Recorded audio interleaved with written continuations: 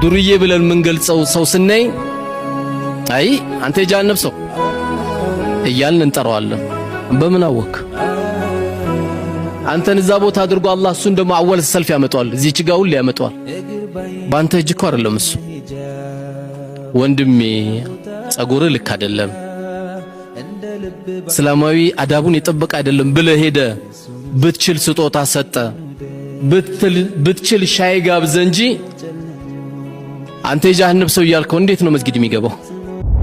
እዛ ጋር ደግሞ ምስኪን ሲሆኑ አላህ ጠልቷቸው አይደለም፣ እዛ ጋር በጣም ሚሊዮነር ሲሆኑ ደግሞ አላህ ወዷቸው እንዳይመስላችሁ። ሁለቱም የጥላቻና የውዴታ ግዴታ ነው።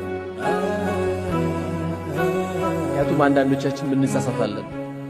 እንትና እኮ አላህ ወደዳቸው፣ አዘነበባቸው፣ ለቀቀባቸው አይደለም እንዴ? ለቀቀባቸው። አንተ ማሻአላህ ትላለህ። አንተ አላወቅም እንጂ የውመል ቂያማ እሳት ይሆናል የተሸከሙት። ስንት ቤት አስለቅሰው ያን ብር እንዳመጡት አላህ ነው የሚያውቀው፣ አንተ አታውቀውም። ያንተን ጸጋ የምታውቀው ነገ የውመል ቂያማ ነው።